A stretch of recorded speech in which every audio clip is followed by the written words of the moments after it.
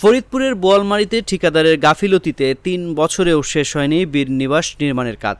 ৬০% কাজ শেষ হলেও নিম্নমানের নির্মাণ সামগ্রী ব্যবহারে বাধা দিলে কাজ বন্ধ করে দেন ঠিকাদার। নিম্নমানের নির্মাণ সামগ্রী ব্যবহারের ফলে নির্মাণাধীন বীরনিবাসের দেয়ালে ফাটল ধরেছে, দেবে গেছে মেঝে। বৃষ্টি হলেই ছাদ দিয়ে চুইয়ে পড়ে পানি।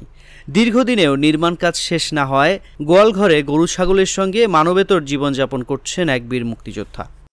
৩ বছর অপেক্ষা করছি, অপেক্ষা করার পরেও তারা আমার ঘরটা করে দিচ্ছে না। বারবার বলা সত্ত্বেও তারা বিভিন্ন ধরনের কথা বলে, বিভিন্ন জায়গায় ফাটল ধরছে এবং নষ্ট হয়ে যাচ্ছে, যার কারণে আমি এখন থাকি ছাগলের ঘরে, মানবতার জীবনযাপন করছি। ভুক্তভোগী ও সংশ্লিষ্ট সূত্রে জানা গেছে, উপজেলায় ৬৮ জন অসচ্ছল বীর মুক্তিযোদ্ধার নামে বরাদ্দ বীরনিবাসের কাজ ৩ বছরেও শেষ হয়নি। সবকিছুই নিম্ন ধরনের দেশে, এই জন্যই আমি ওইটা করি নেই, গ্রহণ করি নেই। তারপরে আমি সেইগুলো বাদ দিয়ে দিচ্ছি। তাদের এই বীরনিবাসের কাজ ৩ বছর ধরে পড়ে আছে। বিভিন্ন দপ্তরে প্রকল্প পরিচালক সহ জেলা প্রশাসক মহোদয়, ইউনো মহোদয় সঙ্গে দেখা করার পরেও আজও পর্যন্ত কাজের কোনো অগ্রগতি হয় নাই।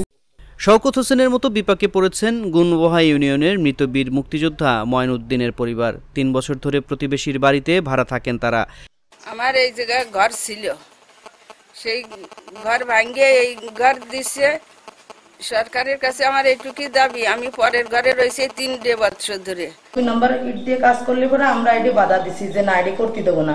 তারপরে বলছে যে সব জায়গায় এরকম ইট দিয়ে করা হচ্ছে, এই বলে আরো লোক সাথে আইনি অনেক করে ওনারে মারতি, এক ইসি মারামারি হতে গেছে, হাতাহাতি। মৃত বীর মুক্তিযোদ্ধা লাল মোহাম্মদ খানের নামে বরাদ্দ বীরনিবাসের কাজ হয়নি।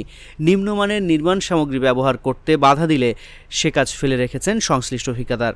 এখানে যারা বীরনিবাস বরাদ্দ পেয়েছেন এবং যারা ঠিকাদারি দায়িত্ব পেয়েছেন, উভয়ের সমন্বয়ে একটা মিটিং করি। এর মধ্যে 10টা যারা ঘর সম্পন্ন হয়নি, এইসব ঘর নিয়ে আমরা আলোচনা করি এবং অগ্রগতি প্রতিবেদন নিয়ে আলোচনা করি। আমরা ঠিকাদারদেরকে আগে দিয়েছি এবং আমরা আগামী 31 অগাস্ট আমরা এটা নিয়ে আবার পুনরায় বসবো বলেছি, ওইটাই শেষ সময়। এর মধ্যে অনেকে কাজে সন্তুষ্ট প্রকাশ করেছেন, অনেকে আবার অভিযোগ করেছেন। এরকম 10টি বীরনিবাসের কাজে অনিয়মের অভিযোগ উঠেছে মেসার্স নাহার বিল্ডার্স এবং মেসার্স তানিম এন্টারপ্রাইজের বিরুদ্ধে। সবশেষ চলতি বছরের আগস্ট পর্যন্ত সময় বেঁধে দেওয়া হলেও নির্মাণ কাজ পুরোপুরি শেষ হয়নি।